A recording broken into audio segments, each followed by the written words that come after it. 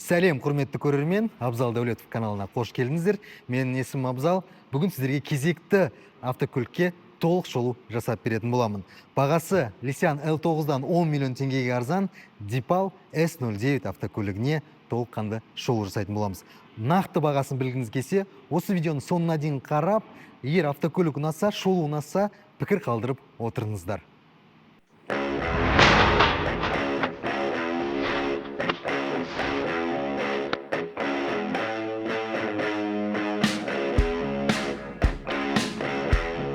Deepal бренді Changan брендінің су бренді болып саналады. Бұл автокөлік нарықта, Қытай нарығына последователь гибридті автокөліктер шығарады.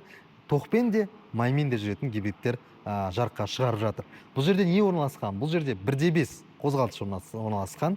Тура Nissanның гибридті схемасы сияқты, және де катыловский железофосфатный батарея орнатылған. Общий жүру ұзақтығына келетін болсақ, 1200 километрге дейін толық зарядпен, толық батареямен жүріп беретін болады.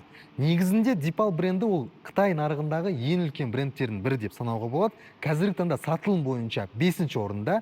Бұл брендтің ішіндегі автокөліктердің шығаратын бренд модельдері өте көп, 8-ден астам. Ол жаңағы өзімізге білетін S07, S05, L07 және де G318, егерде сіздерге тауға шығатын автокөлік керек болса, G318-ін қарастырсып көрсеңіздер болады. S07-ді біз көп деп сатып жатырмыз. Қазіргі таңда өткен жылдан бері бүкіл сатып алған клиенттер ешқандай жалыптары жоқ, отзывной компанияда болған жоқ.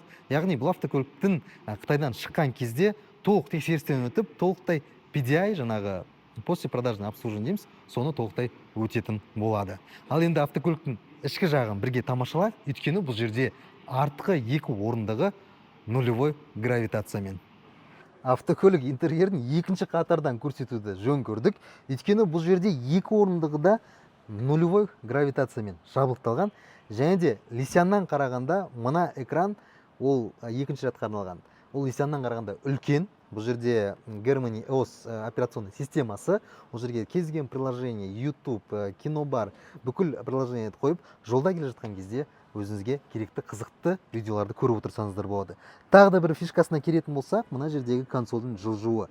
Яғни бұның ішінде екі стакан қойғышы бар, және де осы жақтан климат контрольді управлять етуге болады. Екі Type-C порттарын көріп тұрмыз, және де мына жерінде холодильник көрсетілген. Бұл жерге өзіңіздің сусыныңызды салып қойып, ұзақ жолға шықсаңыз, осылай консольді артына өзіңізге жақындатып алып, сусындарыңызды қойып, киноңызды көріп, Алматы Шымкент бағытында, былай айтқанда, такси қызметін атқарсаңыз да болады.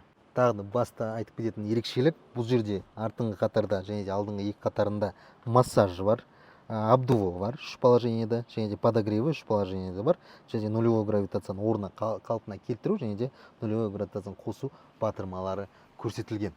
Автокөлік былай айтқан кезде өзінің бағасына сай жасалған. Мына аудиосистемаларына келетін болсақ, бұл жерде 21 динамик орнатылған. Тағы да айта кететін ерекшелігі Nissanдағы сияқты артында егерде ноутбук, телефон қойып, осы жерде киноңызды көріп отырсаңыз болады, осындай кішкентай столигіңіз болады. Және де үшінші рядпен қапталған, үшінші рядтың өзінде де подогревы бар, воздухозаборниктерден печкасының бәрі қосылады, кондердің бәрі қосылады. Артыңғы панорамасы екіге бөлінген, артық панорамасы осындай үлкен, алдыңғы панорамасы ол жүргізуші мен қасындағы отырған жолаушыға жеке жасалған. Тағы не айта аламыз? Артқы орындықта отыра тұрып, сіз климат контрольді өзіңізге ыңғайлы қылып қоя аласыз. Мына орындықтар батырмамен қайттан қалпына келеді.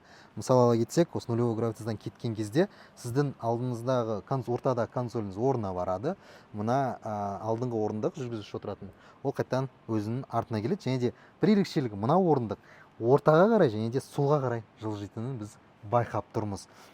Жалпы өз бағасына тағы да айта кетейін, сай автокөліктердің бірі осы Deepal S09.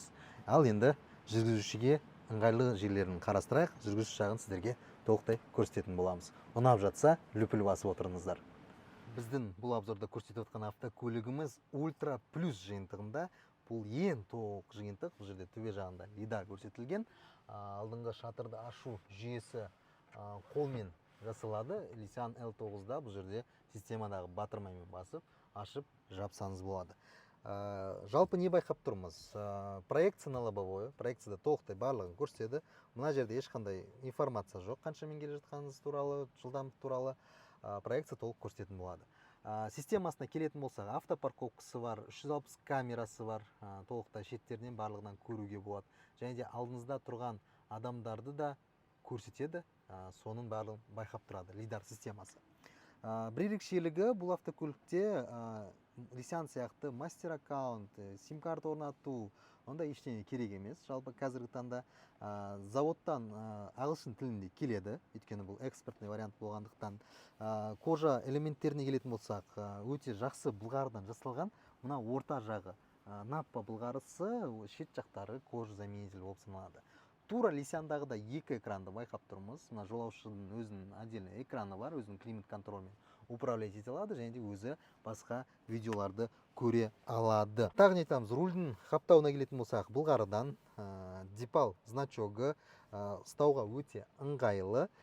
Жалпы жолда келе жатқан, жолға шығатын болсаңыз, егер сіз осы автокөліктің рулінде отыратын болсаңыз, сіз біріншіден массажыңызды қосып отырсаңыз болады. Күн ыстық болса, абдуыңызды қосасыз. Өзіңізге жақсы қылып климат контрольді өзіңізге настройка жасап аласыз. Қасыңыздағы жолаушы өзіне басқа климат контрольді настройка жасап алуына болады. Жүрісіне келетін болсақ, бұл жерде пневмоподвеска орнатылған. Батареясын айта кетсек, батареясы бұл жерде железо фосфатный батарея. Ол дегеніміз, ол салмағы ауыр, автокөліктің салмағы 2 тонна 600 килограмм. Ал егер снаряженный массасы 3200 килограммға дейін жетеді, егер толық адамдармен отыратын болсаңыз. Ең қызығы, мына консольді артқы жағына қайттан жіберсек, консольді артқы жағына осылай жіберіп жатсақ, мынау таза маршрутка болады. Яғни автокөліктің осы жерінде отырып, сіз қасыңыздағы жолаушымен жүріп келе жатқан кезде ауысып отырсаңыз болады. Енді егер де водительмен жүретін адамдарға бұл автокөлік ұнайды деген ойдамын, өйткені бағасы өте қолжетімді. Үшінші ряд орнатылған, екі адамды отырғызуға болады, өздерінің ремень безопасностьтарымен тағып, балаларыңызды отырып, үшінші рядқа жіберіп, анау дәу экранда киноларыңызды қосып қойсаңыз болады, ұзақ жолға шығатын болсаңыз.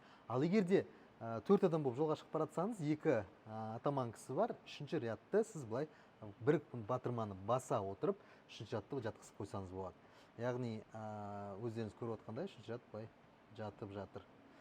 Бұл дегеніміз, бұл жерге уже көлемі ұлғаяды, көлемі 600 литрға дейін ұлғайып жатады. Көптеген заттарыңызды салып қойсаңыз болады, мына батырманы бассаңыз. Багажникке не сияды? Егер де екі орындық көтеріліп тұрса, 1-2 чемодан сиятын болады. Ал егер де ұзақ жолға шықсаңыздар, заттарыңыз көп болса, заттарыңызды салып жүрсеңіз болады. Астын қарап өтсек, мына жерде қосалқы бөлшегі бар.